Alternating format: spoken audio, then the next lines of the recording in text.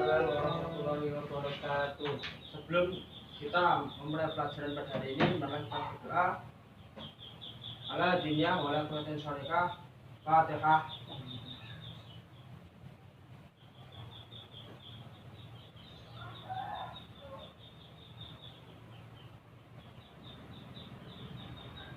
Alhamdulillah, pada hari ini kita masih diberi kesempatan untuk bertatap muka.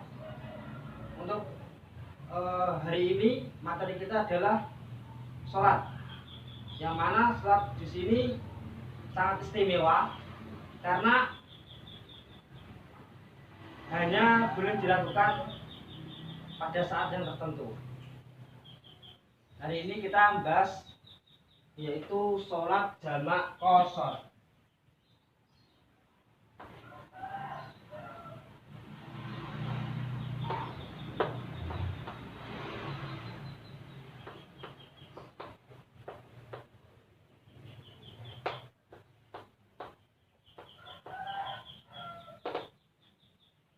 Materi kita hari ini adalah sholat jamak qashar.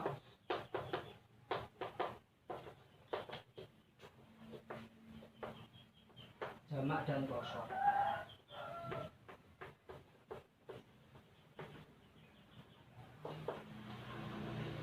Ya, kita mulai dari yang pertama sholat jamak. Kita bahas yang sholat jamaknya dulu. Nanti setelah sholat jamaknya selesai, kita masuk ke sholat qashar.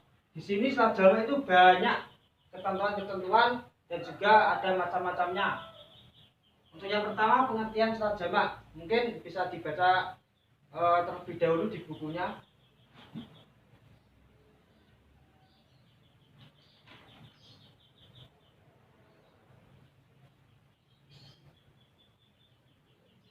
Sudah ya? Sudah.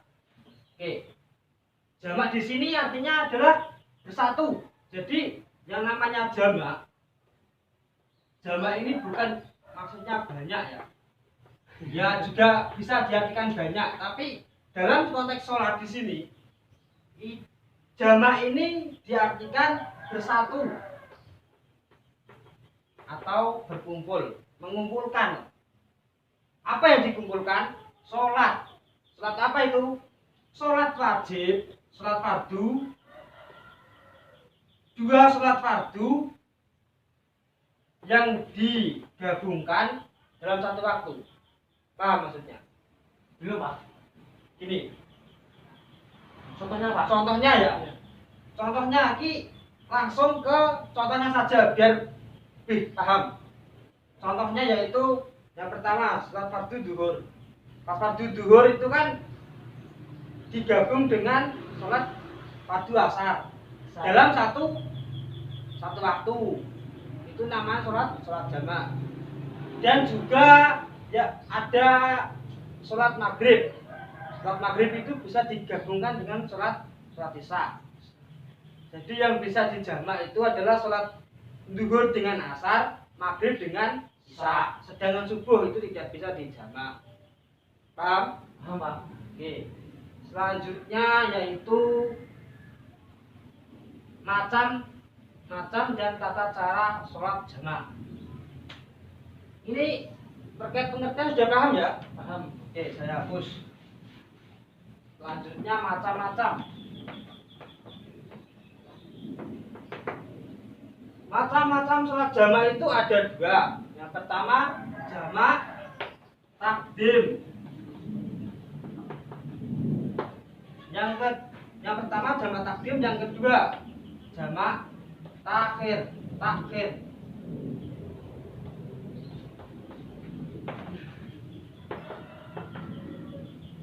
Sebelum saya jelaskan, coba dibaca dulu pengertian dari jamak takdim dan jamak takhir.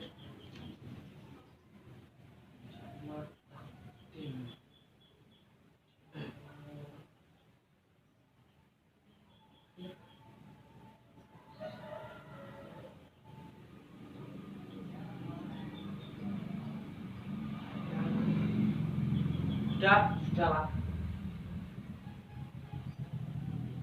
Jamak takdim ini maksudnya bagaimana? Kalau pengertian dari sholat jamak kan menggabungkan antara dua sholat dua salat fardu baik itu zuhur dengan asar ataupun maghrib dengan isya. Ya kalau jamak takdim ini menggabungkannya di waktu yang awal. Paham? Awal itu gimana Pak? Contohnya gini, zuhur itu dijamak dengan asar.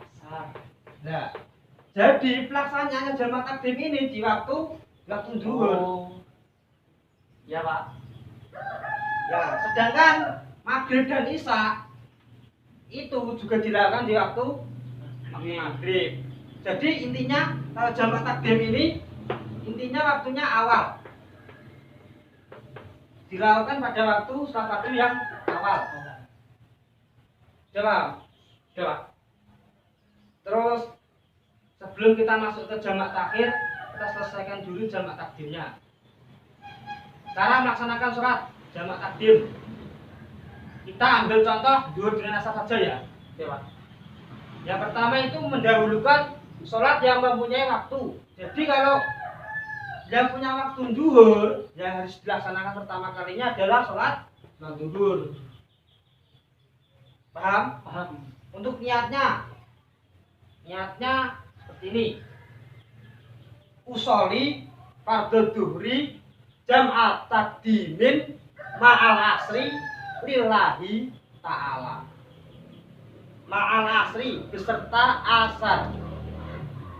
Nah, niatnya ini banyak versinya. Bisa dengan bil asri, bisa dengan ma'al asri. Itu juga boleh. Kan sama saja artinya. Kalau bil asri itu dengan asar, kalau ma'al asri serta asar. Paham? Begitu juga dengan sholat maghrib dan isya. Oke. Terus tata cara yang ketiga. Setelah melaksanakan sholat fardu yang pertama, langsung dilanjut sholat yang kedua. Jadi kalau sholat yang zuhur ini sudah selesai, kita lanjut ke sholat asar. Paham? Niatnya begini. Kalau zuhur kan usoli fardhu dhuhri jam'at takdimin ma'al asri lillahi ta'ala. Kalau asar dibalik, asarnya dipindah ke depan, zuhur dipindah ke belakang. Jadi gini, usoli fardhu asri jam'at takdimin ma'ad dhuhri lillahi ta'ala. Gitu. Hanya saja kalau asar ini dibalik, asar dipindah ke depan, zuhur dipindah ke belakang. Zuhurnya ditaruh di setelah ma'ad dhuhri. Itu kalau niat sholat jamak takdim asar. Paham? Nah, melaksanakan zuhur dan asar ini, jamak takdim zuhur dan asar ini tidak boleh ada selanya. Maksudnya paham? Ada selanya. Contohnya apa? Gini, semisal saya melakukan sholat zuhur ya, sholat zuhur. Setelah sholat zuhur, saya tidak boleh melaksanakan aktivitas apapun. Kalau haus, nggak boleh minum. Haus, ya ditahan dulu. Kan 4 rakaat loh. 4 rakaat kan enggak sampai 10 menit lah. 4 rakaat saat asar enggak sampai 10 menit selesai. Masa enggak bisa nahan haus? Ya kan? Jadi antara zuhur dengan asar ini, setelah zuhur ya, zuhur salam langsung berdiri lagi, niat sholat jamak takdim asar tanpa ada selingan kegiatan apapun. Walaupun itu masih dalam satu waktu di dalam sholat zuhur. Sampai di sini paham?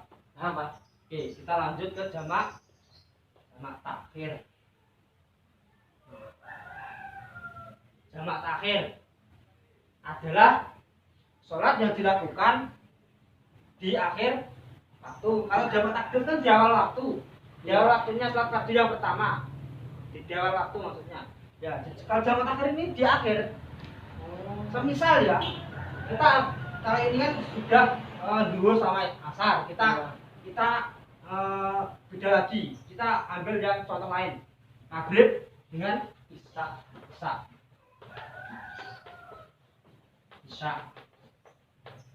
Nah, pelaksanaannya itu kalau jamak takhir itu di waktu sholat isya. Itu. Kalau jamak takdim kan di awal, zuhur. Nah, kalau jamak takhir dengan zuhur dengan asar ya berarti di waktu asar. Kalau maghrib di waktu isya. Intinya sebaliknya gitu. Terus tata cara melaksanakan sholat jamak takhir. Yang pertama, mendahulukan sholat yang mempunyai waktu. Ya, jadi kalau maghrib dengan isya, yang harus didahulukan yang mana? Kalau yang punya waktu, apa? Kalau contohnya maghrib dengan isya, kalau yang harus dilaksanakan terlebih dahulu kan yang punya waktu. Iya. Nah, kalau maghrib dengan isya itu yang mana yang harus dilakukan? Kalau pada waktu isya dulu Pak, isya dulu. Bagus. Jadi yang harus dilakukan itu sholat isya terlebih dahulu. Andai pun dilaksanakan maghrib dahulu, ya juga boleh. Tapi diutamakan isya. Terus tata cara pelaksanaan yang kedua, berniat jamak takhir. Jadi gini, jamak takhir ini pelaksanaannya beda sama jamak takdim. Kalau jamak takdim kan kita niatnya itu di satu waktu sholat zuhur saja. Tapi kalau jamak takhir ini berbeda pelaksanaannya. Jadi sebelum masuk, jadi gini, semisal sampean di perjalanan, ya. Maghrib ini sampean masih di perjalanan. Lah, kok sampean pengen melaksanakan jamak takhir, sampean di waktu maghrib ini juga membaca niat jamak takhir maghrib. Walaupun melaksanakan sholatnya di waktu isya, tapi pada waktu maghrib niat. Gitu loh. Nah,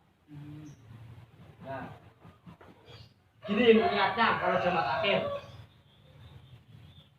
Usoli fardhol isai jam atakhirin ma'al maghribi lillahi ta'ala.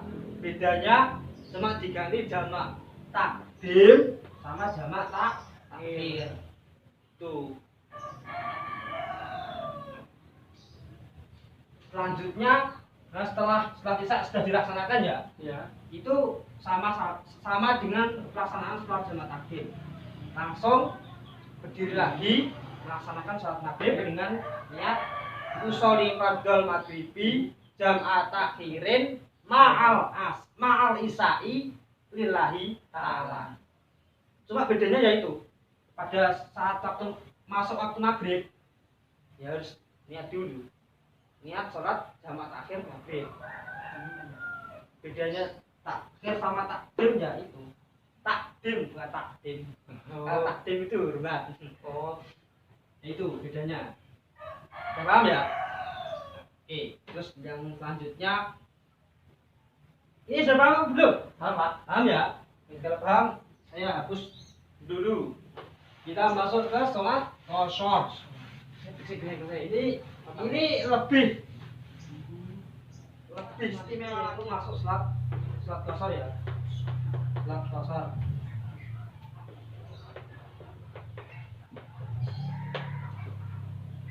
Sebelum saya jelaskan terkait sholat qashar, mohon dibaca dulu PS-nya.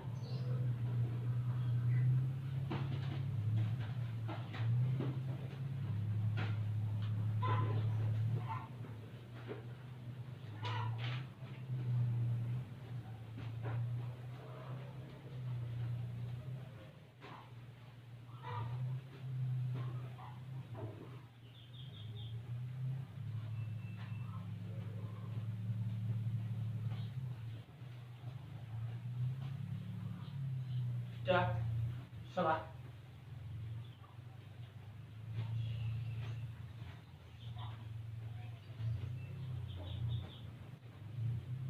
Oke, kita masuk ke sholat qashar. Sebelum saya jelaskan bagaimana pelaksanaannya, kita ke pengertiannya dulu. Qashar artinya adalah meringkas.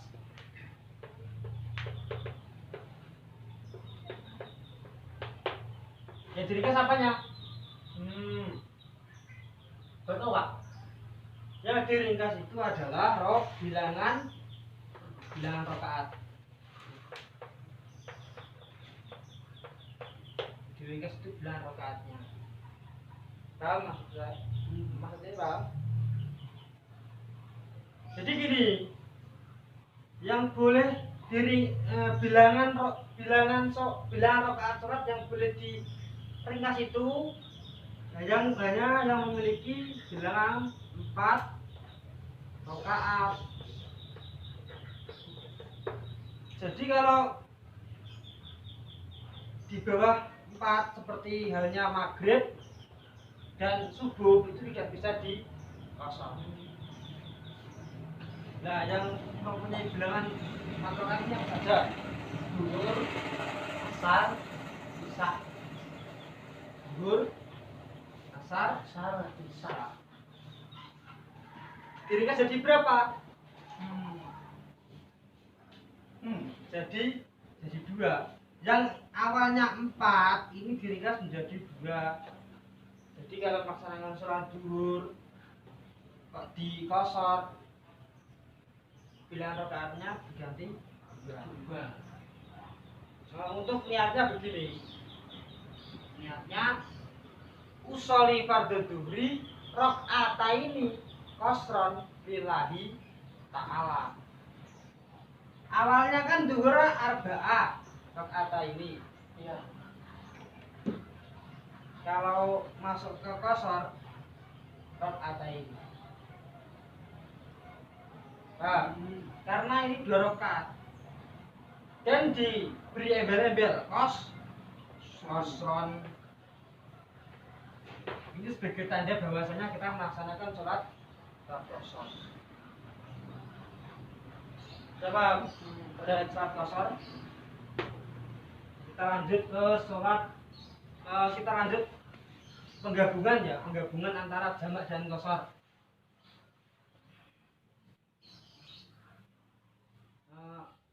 Jamak dan qasar.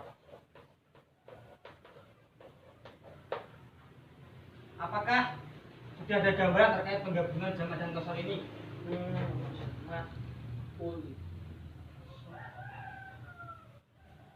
Belum, Pak. Ini ya jadinya. Kita ambil contoh saja, langsung ke contoh biar kita mudah untuk memahaminya. Kita ambil sholat jamak takdim. Kita ambil sholat zuhur dan asar. Spesial banget ini karena sudah dijamak dan qasar. Terus digabung no, diringkas bisa. Mau enak pol. Ini kita ambil jamak takdim. Kalau jamak takdim kan dilaksanakan di waktu yang awal. Berarti di sholat zuhur ini asar masuk ke waktu sholat zuhur. Nah, kalau di qasar berarti bilangannya diringkas. Yang awalnya 4 menjadi 2. Ini juga menjadi 2. Paham sampai sini? Ya, Pak. Kita laksanakan di sholat zuhur. Asar ini laksanakan di sholat zuhur. Dan bilangannya juga diringkas menjadi 2. Jadi gini, kita sholat zuhur, sholat jamak qasar zuhur 2 rakaat. Setelah itu langsung sholat asar tanpa ada aktivitas lain, walaupun itu minum. Untuk niatnya, niat sholat jamak qasar.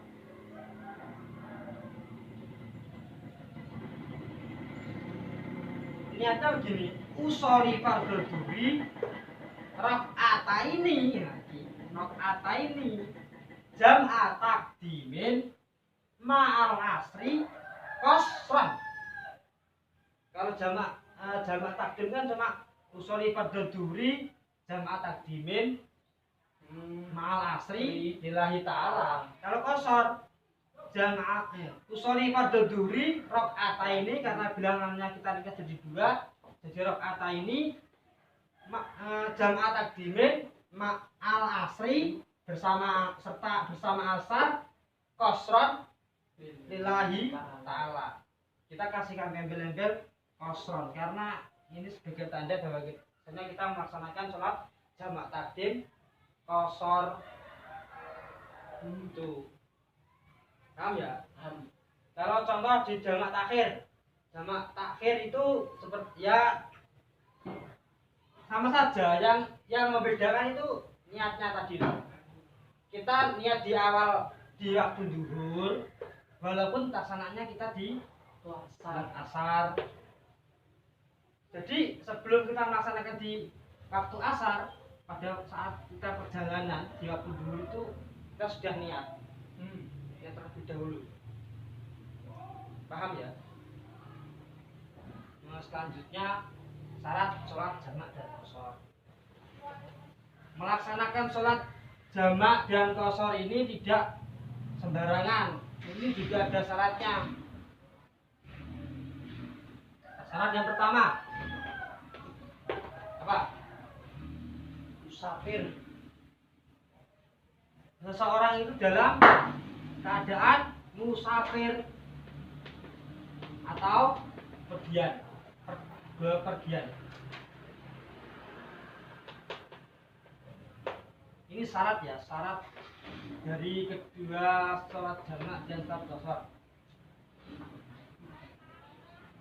Jadi kalau kita bepergian jauh banget, misal kita ke Jakarta, jadi kita dianjurkan untuk melaksanakan sholat jamak dan qasar. Karena apa? Untuk meringkas waktu kita. Agama Islam ini tidak mempersulit seseorang untuk melakukan beribadah, tapi seseorang itu dipermudah untuk melaksanakan ibadah, seperti halnya sholat. Apalagi sholat ini tidak bisa ditinggalkan. Beda sama puasa. Kalau puasa kan walaupun dalam keadaan musafir atau bepergian kan bisa dibolehkan untuk tidak berpuasa. Tapi kalau sholat tetap harus dilaksanakan. Paham ya? Syarat yang pertama. Syarat yang kedua, bepergian yang sunnah. Pergi yang sunnah.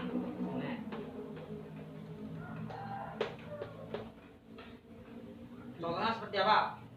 Pergian yang sunnah itu jaroh, Pak. Jaroh. Apa lagi? Oh. Camping bisa. Camping atau rekreasi gitu aja. Rekreasi. Nah, ini contoh bepergian yang sunnah. Jadi kita saat rekreasi atau kita saat melaksanakan ziarah atau berkunjung ke rumah saudara yang jauh, itu bisa melaksanakan sholat jamak qasar.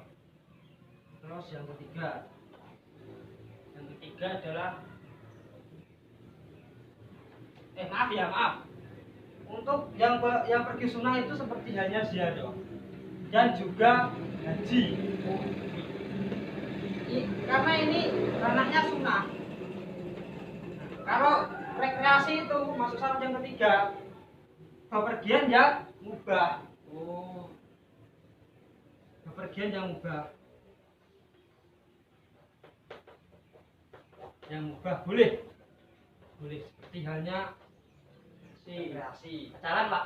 Oh, nggak boleh, itu maksiat. Berdagang, saya juga boleh. Dagang, misal sampean menu bapak sampean neng Jakarta barang, ngirim beras, ngirim sembako ke Jakarta, sudah boleh melaksanakan sholat jamak qashar. Terus yang keempat, ini penting banget yang keempat ini, jarak sholat jamak itu minimal 71 km. Syaratnya ini kalau jamak ya 71 km. Jadi kalau belum ada 71 km tidak boleh dilakukan. Kalau sudah mencapai 71 baru boleh melaksanakan sholat jamak. Ini sholat jamak ya? Iya. Jamak.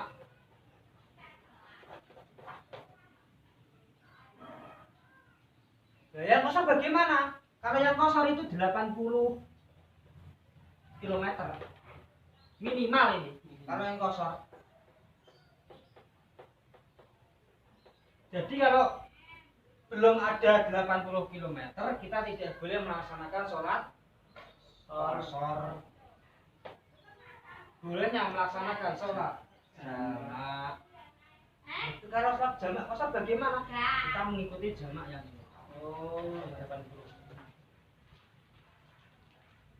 Paham ya? Paham. Pak, kalau begini, sama saya mau ke Ponorogo.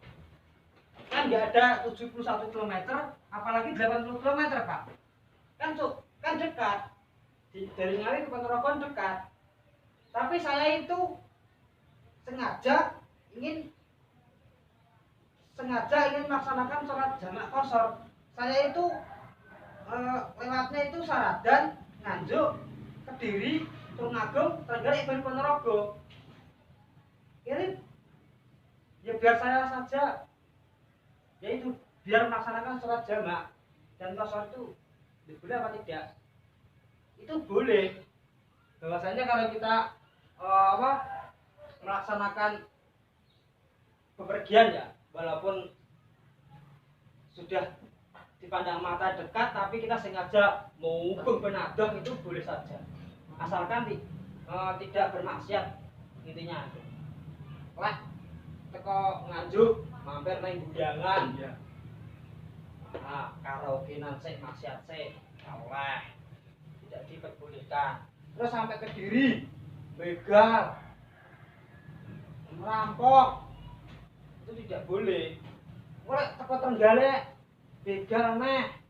Nah, itu tidak diperbolehkan melaksanakan sholat sholat jamak dan qashar. Jadi kalau kita mau ke Ponorogo, walaupun itu dekat dan kita sengaja muter biar jaraknya jauh dan kita bisa melaksanakan sholat jamak qashar, ya itu boleh saja, asalkan tidak melaksanakan kemaksiatan. Sampai di sini paham? Paham. Oke, nah, paham kita hapus. Saya jelaskan sedikit hikmah dari sholat jamak dan sholat qashar.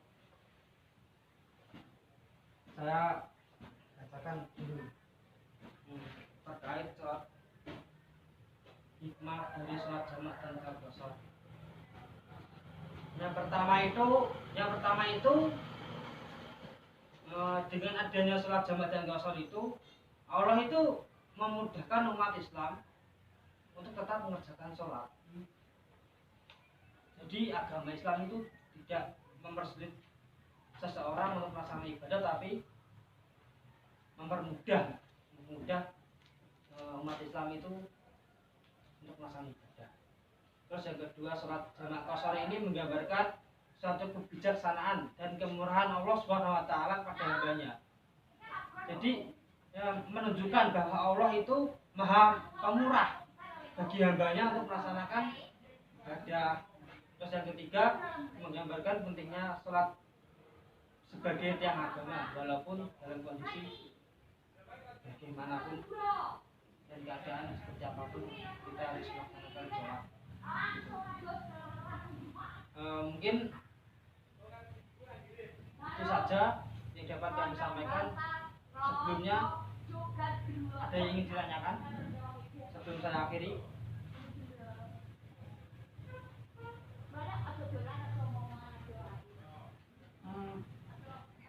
Gak ada Pak. Yang tanyakan sudah? Tidak ada Pak. Ya. Saya rasa semuanya sudah paham ya. Ya. Alhamdulillah.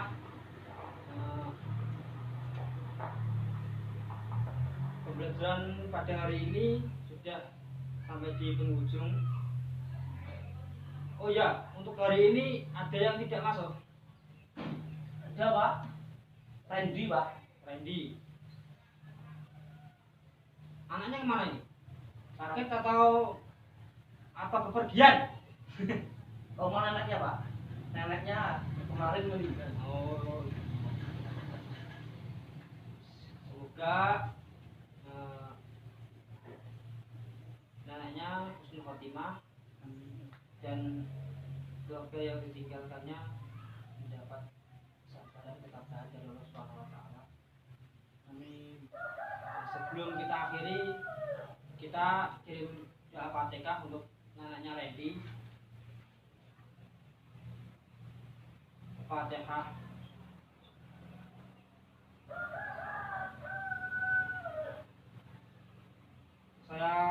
Saya kira sampai di sini saja pembelajaran pada hari ini. Akhiran, bila taufiq hidayah. Assalamualaikum warahmatullahi wabarakatuh. Waalaikumsalam.